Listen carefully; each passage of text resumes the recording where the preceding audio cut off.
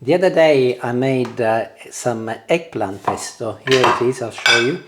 I've used some, but I still got 3/4 of a jar left, homemade. And I've kept it in the fridge for a few days. And today I'm going to show you an alternative way on how you can use it. I've used it with bread, I've used it with pasta. Today I'm going to cook it with some baked potatoes, and I'm using a couple of medium-sized potatoes which I'm slicing in approximately 1/2 centimeter. Here it is. And I'm making sure that also I keep the skin, as I often do, so I've given them a good scrub. Now this job can be a little bit tricky, especially if you're using a sharp knife, so I would suggest that you take one part of the potato out so that you got a firm base, and then you can go with your knife and make each slice broadly the same, and that will give you some rigidity, and you're stable so that you don't hurt yourself. In this alternative use of my pesto, and by the way, you can use any pesto you like, you don't have to use homemade pesto, even the pesto you buy from the supermarket. I want to make sure that I do not cook it for very long, so I'm gonna be partly cooking my potatoes in the microwave. So I'm adding about 1/3 of a glass of water, and I've got this little rubber cover which I'll place on top. Of course you can also use some cling film if you like. Do a little holes, a couple of little holes if you use cling film, and I'll put it in the microwave for about 5 minutes so that they partly cook. Okay, so after 5 minutes I have drained the water, added cold water so that they cool down and they are safe to touch, and here they are. I'll just show to you what I've done. So if I just put my fork in, they are still clearly not properly cooked, but they are considerably softer than they were when they would have been sliced, so that's perfect. So this is actually a very simple recipe, of course, very quick if you are in a hurry, but do take your time and I'll explain. So here is my jar of eggplant pesto, and I'm going to transfer a good 3/4 of it. I'll keep some for later, as this is got an excellent property. It's called raw garlic, and that is what provides a lot of the flavor. And I'll go in now using my hands, and I'll start gently mixing my sliced potatoes with my eggplant pesto.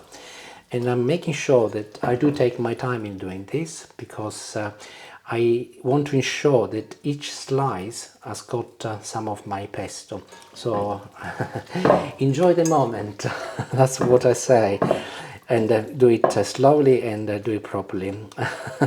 I am smiling when I say enjoy the moment, because it reminds me of when I was a young child, and I was living in Sicily, and in the summer when it was really hot, sometimes I used to spend a week or two with my grandparents. Used to live in Catania, and Catania is on the eastern side of the island.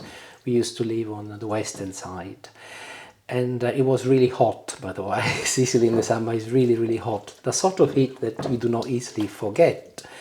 And I remember my granddad, every lunchtime, after lunch, he would get his armchair out, and he would go in the veranda, and this veranda was facing Mountain Etna.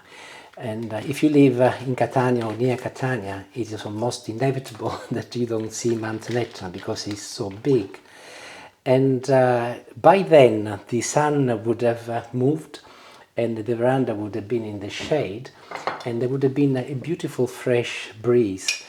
And I remember vividly where he used to get his armchair out, and every afternoon after lunch, literally he would sit down, put his left hand on the back of his head, and he would tilt with the chair and put his feet on the other end, and he would stay there for hours, 2 to 3 hours.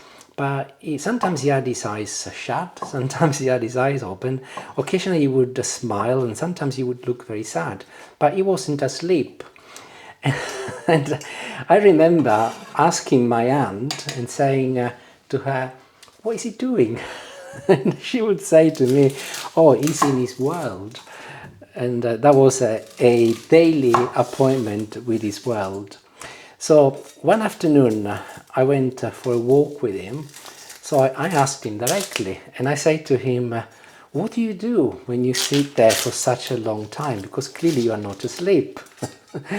And he looked at me and smiled, and he said, "I go traveling." And he said to me, in his mind, he goes through his life, and he looks at the things he has done, and the things that maybe he could have done better, and his children, his grandchildren. And sometimes he thinks of sad times, sometimes he thinks of nice times. And then he turned around, and with a semi-serious look, he said to me, "Don't wait until later to enjoy your life." He said, "Enjoy the moment while you're living it." And I still was a young lad, and I wasn't altogether sure as to what he meant. And it's not actually until now, when I'm a grown-up and an adult and I haven't had children myself, and I cook things like this slowly, and I take my time, and I think about enjoying the moment. And my mind goes back to when my granddad was sitting in his armchair in Catania, in his veranda with a fresh breeze and facing Mountain Etna, and at face value doing nothing, but actually was doing something very important. He was enjoying the moment. And I think it's really important to enjoy the moment. So you've seen me mixing my potatoes with the pesto. Also, I have sliced a mozzarella, which I'll be adding in a little while. And I've also added an onion for additional texture. I'm going to wash my hands and I'll continue. I'll continue with some grana padano or Parmesan cheese, or nothing if you don't want to add any. And I'm going to add a generous amount, as we do like our cheese. And this is a little bit sharper than normal cheese, so it will provide a nice balance. I'm sure you got a big enough oven dish, and I'm going to move everything inside it now. As I mentioned earlier, you can use any pesto to make this, but if you'd like to replicate my recipe, I'll put a little link up here, and then you can follow that. And they will be even more delicious because of the fact that it's homemade, of course. It's ready to go in the oven. Before I do that, I'm going to add a little drizzle of balsamic vinegar, and it is ready. I'll turn the oven on temperature 180 degrees, fan 200 if it's normal conventional, for 20 minutes. I'll see you then. I had to keep mine in the oven for a further 5 minutes, by the way. A lot depends by the thickness of the potatoes, so ensure that you taste them, and if they're nice and soft, then they are ready, just like any potatoes. So they are still really hot, which is an ideal time to add the remaining part of my pesto. I did this on purpose because this in contact with really hot food releases such a beautiful flavor, so definitely worthwhile doing, especially if you like garlic like we do. So I'm gonna be adding the rest in now. A new aromatic layer, that is what the fresh pesto will have added, and for the same reason I'm now drizzling a little bit more olive oil, as everything is still hot, and aroma. By the way, this is mozzarella. I don't think I mentioned it earlier, apologies. One fresh ball of mozzarella which I placed on top. I'll just try some. Oh, it's lovely.